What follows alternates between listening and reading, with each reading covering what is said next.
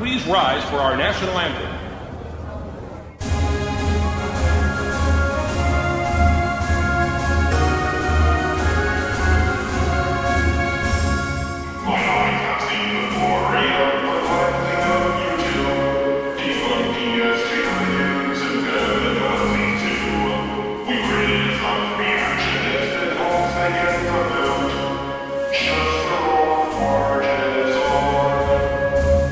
So there's this commentary YouTuber named Jar, which stands for Just a Robot. And the reason why we're talking about him today is because Jar has turned himself into what the kids would say these days, a lolcow, maybe even a lamau cow. This all started with a video Jar uploaded over 10 months ago, defending another YouTuber named Cinebear, who was accused of grooming a minor. It was confirmed that Cinebear sent lewd artwork and NSFW material to someone who's underage in private DMs. Despite this, Jar felt the need to defend Cinebear from the constant backlash and vitriol she received.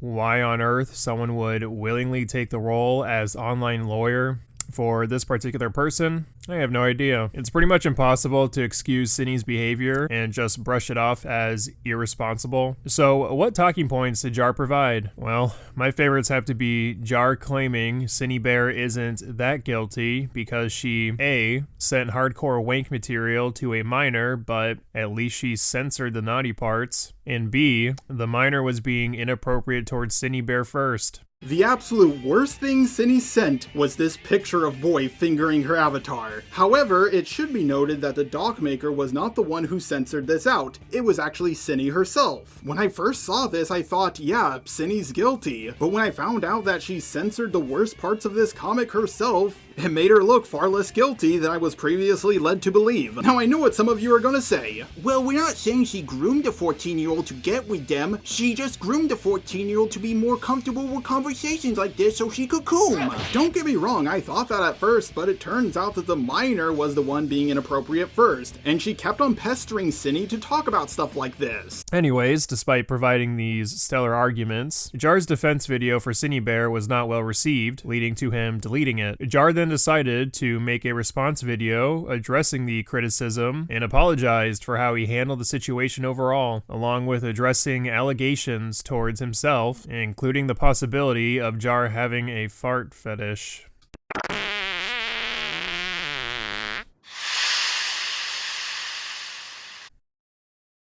Yeah, can't believe it either, but for some reason, he removed this video as well, and decided to just stick to uploading movie reviews. Until about 3 days ago, where Jar uploaded another response video for a controversy that is, at this point, over 10 months old. I say we take a look and determine if Jar actually provides new insightful information to change everyone's perception of him.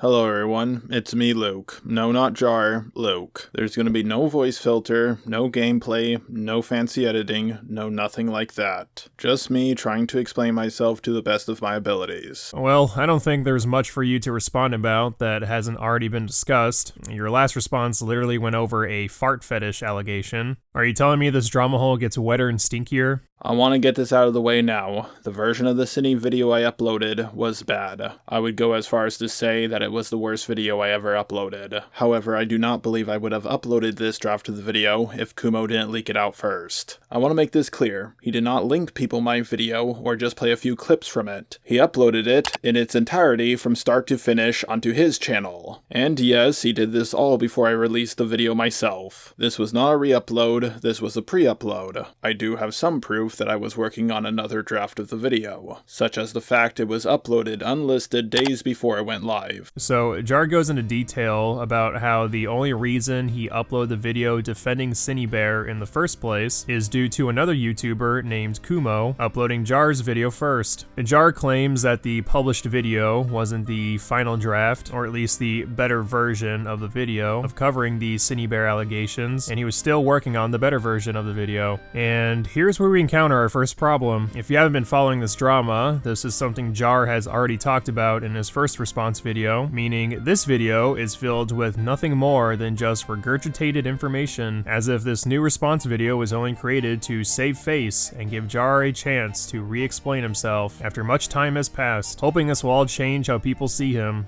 So that begs the question, does the Snyder cut of Jar's Cinny Bear allegation video differ enough from the rough draft video to save his image?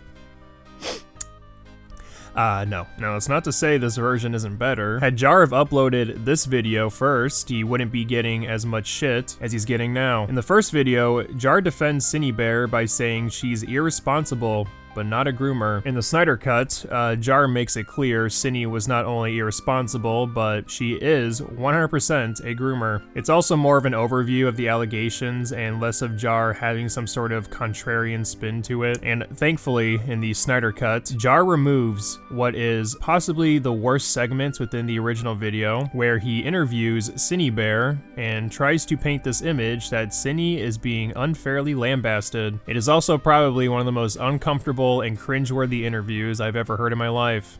I didn't even consider it to be grooming until Jack told me it was grooming. Oh my fucking god, of course you did, because like, here's the thing, I looked through both docs. Okay, were you talking appropriately? Yes. Were you grooming? No. So let me go off topic. You were just a bit bi-curious, right? Yeah. Yeah, that makes sense. Once I kissed an Italian guy, but that's not important right now.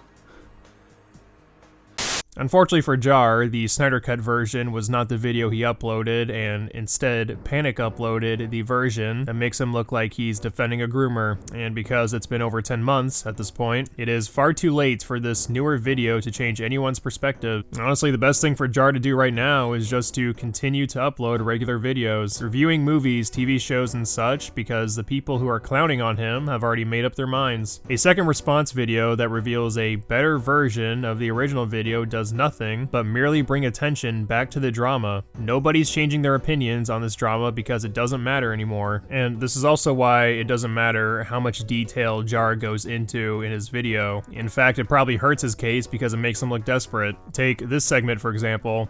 Now I want to make this clear so someone doesn't claim that I lied. I did send Lorenzo a few more parts for the Cine video after this call, but they were very small changes. This was the last big part I sent to him. People in this situation are guilty than you might think. The problem is, I know this community. They're gonna twist it into me defending a groomer, and I'm like, that's not what I'm doing in the video, and I don't want to. As you can hear clear as crystal, I was emphasizing to Vincent Skullman that my video's purpose was not to convince people that Cinny was innocent, just less guilty. To the people who already dislike Jar, along with the people who are willing to give him another chance, what Jar is saying here is just noise. And nobody gives a fuck who he's talking to and why he's talking about them. The comment section pretty much speaks for itself. The people who show genuine care for Jar and still watch him are just telling him to stop talking about the drama and move on, because the second response video is not only pointless with its regurgitated information, but unnecessarily self-inflicting. Jar revived the drama just to have more people dunk on him, along with commentary channels bringing more attention to it after it was already pretty much dead.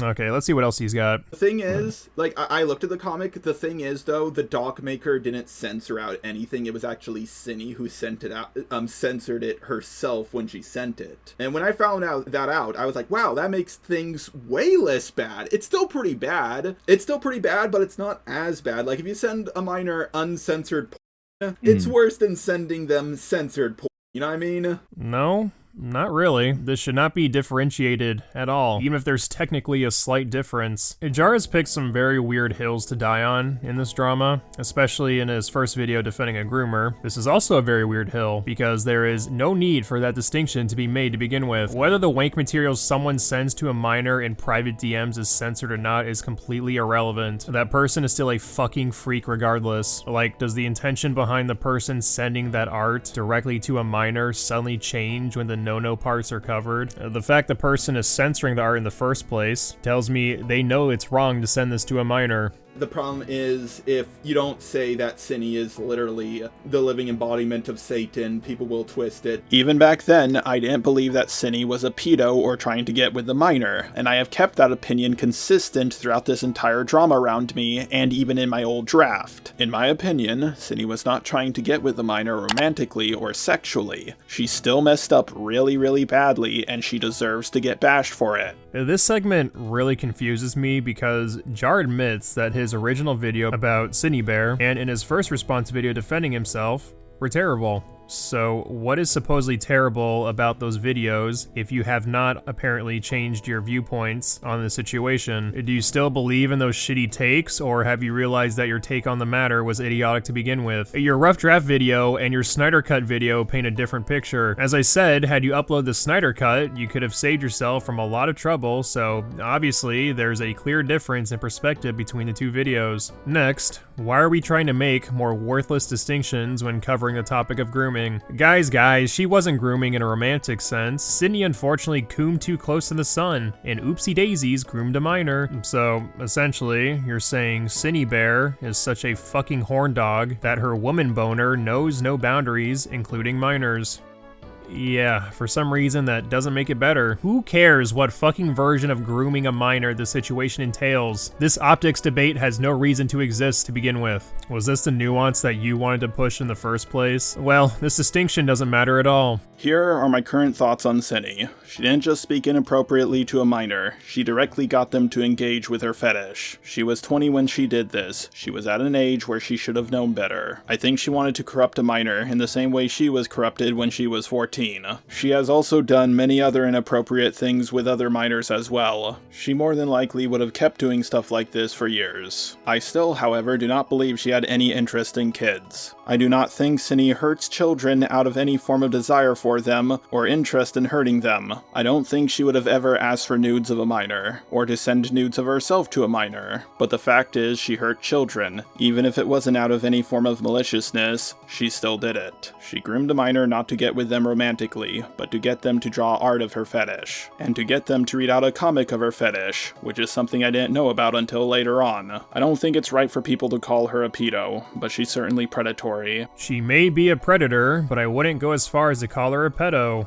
Why are you saying this? Is it so you can claim that despite admitting your wrongs, there were a few things you were right about this whole time? Why are you acting like it's unreasonable for people to call Cindy a pedo? I seriously can't comprehend what other intent there could possibly be behind Cindy talking to a minor this way. The next set of allegations Jar covers involve people accusing him of hitting on Cindy Bear, even after finding out she had inappropriate conversations with a minor. Rizzing up on a groomer, as the kids would say.